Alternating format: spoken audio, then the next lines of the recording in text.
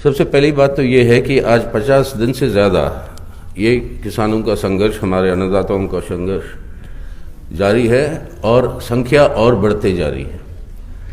ये गलत प्रचार के बावजूद कि सिर्फ पंजाब के किसान यहाँ पे आए हुए हैं, हम देखते हैं कि यहाँ पे इर्द गिर्द दिल्ली के जितने भी राज्य हैं सबसे अपने किसान भाई बहन पूरे परिवार वो सब आ चुके हैं और बाकी राज्यों में बहुत बड़ी तरीके से इनके साथ एकजुटता के सवाल पर और इन कृषि कानूनों को वापस लेने के सवाल पर बहुत बड़े बड़े आंदोलन जारी है और जन समर्थन मिल रहा है।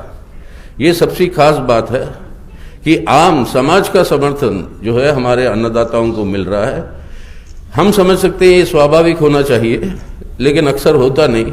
लेकिन अब जो हो रहा है इससे ये एक जन आंदोलन के रूप में उभर के आया, ना सिर्फ किसानों की आंदोलन। और ये जरूरी है हमें समझना आज की इस तरीके से भावना क्यों पकड़ी है लोगों के जहन को, क्योंकि आज जिस तरीके की नीतियां लागू हो रहे हैं, सही बात है, जब से आज़ादी आई है तब से लेकर पूंजीपतियों के हित के लिए हमारे सरकारें काम करते आई। हम जब छात्र हुआ करते थे हमारे नारा होता था टाटा बिरला की सरकार के खिलाफ, अब जो है अदानी अंबानी की सरकार के खिलाफ। लेकिन जिस तरीके से ये नीतियों को लागू कर रहे हैं मोदी साहब और उनकी सरकार, ये है देश का सरासर लूट हो रहा है, देश की संपत्ति का। वही हम देखते हैं इंडस्ट्री के अंदर सभी पब्लिक सेक्टर का जो निजीकरण जो हो रहा है, देश की संसाधन और संपत्ति का जिस तरीके से बेचा जा रहा है विदेशी पूंजी के लिए और बड़े बड़े बहुराष्ट्रीय कंपनियों के लिए, कोयला हो जो भी हो हमारे संसाधन, उन सबको जो है आज बेचा जा रहा है निजी पूंजी के उनके मुनाफे बढ़ाने के लिए। अब आखिर में जब दुनिया के अंदर एक आर्थिक संकट चल रही है और देश के अंदर आर्थिक मंदी की हालत आ गई, पूंजीपतियों को अपने मुनाफे बनाने के लिए एक क्षेत्र बचा हुआ था, वो है कृषि क्षेत्र।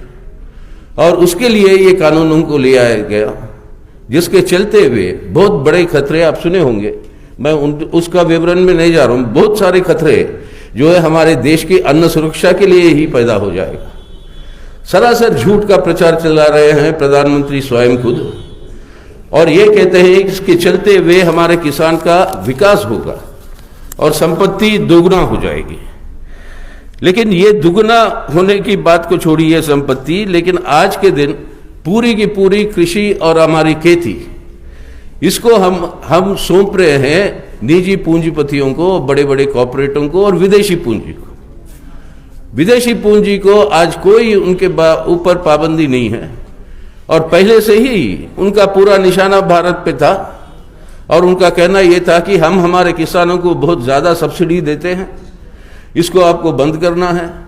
उनके खुद के देश में 10 गुना ज़्यादा सब्सिडी मिलता है उनके किसानों को, लेकिन वो सीधा कैश में मिलता है उनको। उनका कहना यह है कि आप जो है जो प्रोक्योरमेंट प्राइस लगा रहे हो, आप जो एमएसपी दे रहे हो और आप जो प्रोक्योरमेंट करके पब्लिक डिस्ट्रीब्यूशन सिस्टम राशन दुकानों में जो बेच रहे हो दामों के ऊपर, ये अंतर्राष्ट्रीय दामों पर असर पड़ता है, तो इस सबको बंद करें। ये दबाव था, आज तक झुकी नहीं थी हमारी सरकार, लेकिन ये सरकार आज उसी के ऊपर झुकना शुरू किया, सौंप दिया विदेशी पूंजी को। यानी आत्मनिर्भर भारत के नाम पर विदेशी और देशी पूंजीपतियों को भारत का आत्मसमर्पण हो रहा है। ये है असली सच्चाई। और इसके चलते हुए सरासर झूठ जो बोल रहे हैं, एमएसपी तो लागू रहेगी। जो एमएसपी जो होना चाहिए था स्वामीनाथन आयोग के चलते हुए, सिफारिश के चलते हुए, वो कभी दिया नहीं, ना दिया जा रहा है। लेकिन सरासर झूठ कि हम एमएसपी दे रहे हैं। मिल रहा कितने किसानों को एमएसपी? 60%, 6% किसानों को एमएसपी मिलता है एक छोटे इलाके में, और सभी कृषि के पदार्थों के ऊपर एमएसपी नहीं है। तो मांग क्या होनी चाहिए? मैं जब पार्लियामेंट में था 2017 में, मोदी जी को एक चिट्ठी लिखी थी कहते हुए कि ये कानून ले आइए पार्लियामेंट में कि एमएसपी पर बेचने का अधिकार हर किसान को होगा, उससे कम दाम पर कोई खरीदेगा तो उसके ऊपर कानूनी कार्रवाई होगी। जब तक इस तरीके के कानून नहीं होगा और उसको लागू नहीं किया जाएगा तब तक कोई सुरक्षा नहीं है एमएसपी का किसानों के लिए। अब वो भी रद्द होगी। आपके मंडियों के ऊपर कोई पाबंदियां नहीं है अब, और वो कहते हैं कि किसान कहीं पर भी बेच सकता है, उसे ज्यादा मुनाफा मिलेगा। अरे जो किसान जो बेचेगा उसको कोई गारंटी नहीं है कितना दाम मिलेगी, और लूटने वाले पूंजीपति उनको लूटते जाएंगे तो ज्यादा कैसे मिलेगा उनको फायदा कैसे होगा? नुकसान। कॉन्ट्रैक्ट फार्मिंग लिया है, उसे जो है आपकी खेती को कंट्रोल करेंगे आज पूंजीपति, और उनको जो चाहिए वही चीज आप किसान उगा सकता है, और पहले से तय होगा कि किस दाम पर वो खरीदेंगे, और ये दाम पर खरीदने के बाद नुकसान होता है किसान को, उसको जमीन बेचने के अलावा और कोई चारा नहीं है। और इस सब के चलते हुए देश की अन्न सुरक्षा के लिए सबसे बड़ा खतरा, राशन दुकानों की व्यवस्था पहले से ही ठप हो चुकी है, वो और ज्यादा मतलब बर्बाद होगी, वो कुछ रहेगा ही नहीं, राशन दुकान का सवाल ही नहीं उठता है।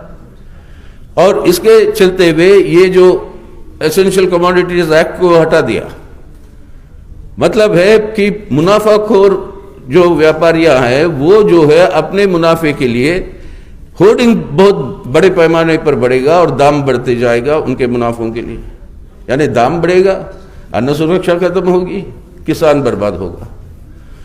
तो ये कानून सिर्फ हमारे अन्नदाता किसानों की लड़ाई नहीं है, ये कानून को रद्द करने की बात को लेकर हम सबको अपनी देश को बचाना, अपनी देश की अन्न सुरक्षा को बचाना, ये है हमारे सामने लक्ष्य होना चाहिए।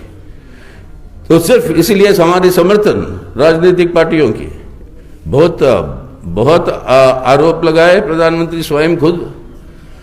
अब सुप्रीम कोर्ट के अंदर एक याचिका देने की बात आ रही है कि खालिस्तानी लोग जो है वहां पे घुसपैठ किए हैं, वो चला रहे, देशद्रोही है।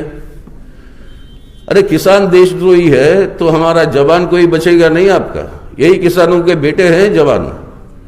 इसलिए नारा जय किसान जय जवान वाला, वो नारा कोई भी युद्ध हमारी देश की सुरक्षा के लिए हमारे बहादुर जवान जो अपने सरहद पर, जो देश को बचाने के लिए वो जो अपनी जिंदगी को कुर्बान करते हैं, उनको बिना खिलाए हुए कोई युद्ध जीत ही नहीं सकते हम। और खिलाने वाला है अपना किसान। किसानों को खत्म करने की बात जो है उसके चलते हुए हमारे देश की सुरक्षा के ऊपर ही हमला है, ना सिर्फ अन्न सुरक्षा के लिए लेकिन देश की सुरक्षा के लिए हमला है। तो इसीलिए आज अब पार्लियामेंट की सत्र आने वाली है 2-4 दिन में। सुप्रीम कोर्ट ने तो इसको स्थगित अभी तक स्टे के रूप में दिया है, यानी मतलब यह कि किसी भी समय लागू हो सकते हैं, स्टे का कोई मतलब नहीं होता। लेकिन स्टे जो दिया है उस दरमियान, वो 2 महीने का टाइम है, पार्लियामेंट आ रही है, पार्लियामेंट के अंदर हमारी मांग यही है कि इन कानूनों को रद्द करिए, इन कानूनों को रद्द करिए पहले, उसके बाद कृषि क्षेत्र में सुधार, जो भी सरकार की जो भी प्रपोजल है, कोई भी सोच है, उन प्रस्तावों पर बातचीत करें किसानों के साथ, बाकी स्टेक होल्डरों के साथ और अपने दोस्त अदानी अंबानी के साथ, सबसे बातचीत करिए। और अगर नया कानून की जरूरत पड़ी उन बातचीतों के चलते हुए एक सामूहिकता अगर बनती है, तब वो पार्लियामेंट के सामने ले आइए और पार्लियामेंट में चर्चा होने दे। ये कानूनों को भी कैसे पारित किया,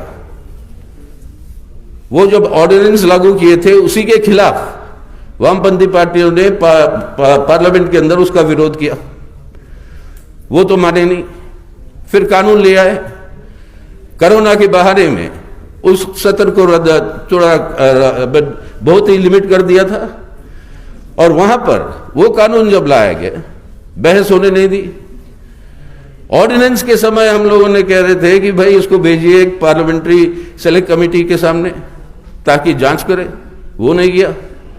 अब ये कानून जब लाए गए पार्लियामेंट के अंदर, ना चर्चा होने दिया, और जो अपने साथी जो वोट के लिए मांग रहे थे, जो अधिकार है हर एमपी का, एक एमपी भी खड़े होकर कह सकता है कि वोट चाहिए इस कानून पर या प्रस्ताव पर, वैसे जो मांग कर रहे थे उनमें से 8 एमपीओं को जो है सस्पेंड ही कर दी, जिसमें वामपंथी एमपियां शायद 4 या 5 थे। इन सबको सस्पेंड कर दिया ताकि वोटिंग ना हो। और इसके साथ साथ कृषि का विषय जो है वो राज्य सरकारों के हित में आता है, बिना किसी से संपर्क किए राज्य सरकारों को ये थोप दी। यानी केंद्र और राज्यों के बीच में संबंधों पर भी ये एक बहुत बड़ा हमला है।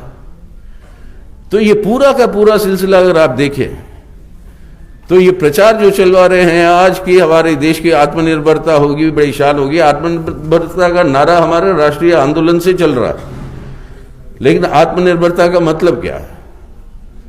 आत्मनिर्भरता का मतलब है लोगों की आत्मनिर्भरता, पूंजीपतियों की और बड़े मुनाफेखोरों की नहीं है।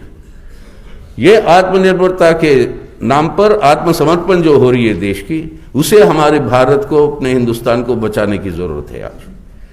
इसलिए ये संघर्ष सिर्फ किसानों तक सीमित नहीं है, ये संघर्ष हर देशभक्त का है। और अपने बहादुर साथी 50 दिन से ज्यादा हो गए इस ठंड में बैठे हैं वहां पे रोड पर। 60 से ज्यादा हमारे अन्नदाता शहीद हो चुके हैं, उसके बारे में फिक्र नहीं प्रधानमंत्री महोदय को। इंडोनेशिया में भूकंप होता है, सही बात है, हम सबको दुख है, हमारी भी उनके साथ श्रद्धांजलि है जिनकी जान गई, 42 लोगों की जान गई, उसके बारे में प्रधानमंत्री ट्वीट कर सकते हैं। लेकिन 60 किसान जो शहीद हुए हैं उनके बारे में एक शब्द नहीं। यह बताता है कि गिरावट कहां तक पहुंची है इंसानियत की और मानवता की अपने देश में। आज इस भारत को हमें बचाना है। अगर इस भारत को हमें बचाना है तो आज इन कानूनों को रद्द करना, ये हमारी तात्कालिक आज की फौरन मांग है। 29 तारीख को पार्लियामेंट बैठेगी, 29 तारीख को पार्लियामेंट बैठेगी। पहले 2-3 दिन बजट पेश करने में वो निकल जाएगा, उसके बाद एजेंडा यही होनी चाहिए, इन कानूनों को जो पारित किया पार्लियामेंट, वो कानूनों को पार्लियामेंट खुद रद्द करे। ये है मांग अपनी। और इस मांग के साथ आज जो है हम लोग सब अपनी सहानुभूति, एकजुटता, अपनी संघर्ष और अपनी देशभक्ति की प्रतीक के रूप में आज हमारे किसान भाई बहनें, परिवार जो वहां पे है, उन सब के साथ हमारी एकजुटता ही नहीं, हमारी समर्थन ही नहीं, लेकिन आज जहां जहां पर भी हम समाज में है, इन समाज को लेकर हम लोगों के बीच में जाकर जन आंदोलन को मजबूत करना। हम समझते हैं इस संकल्प को हमें और मजबूती के साथ आज लेने की जरूरत है। और इस कन्वेंशन का पहल जो किया है वामपंथी पार्टियों ने, उसके लिए मेरा उनको लाल सलाम कि अब और इसी को एक प्रचार के माध्यम से लोगों के बीच में ले जाना है और एक जन आंदोलन के रूप में हमें जो है इसे मजबूत करने की जरूरत है। आप सब जो आज इस कन्वेंशन में आए हैं, अपने अपने तरीके से इस काम को, एक जन आंदोलन को मजबूत करने में आगे बढ़कर आएंगे। इस विश्वास के साथ आप सबको लाल सलाम कहते हुए मैं फिर से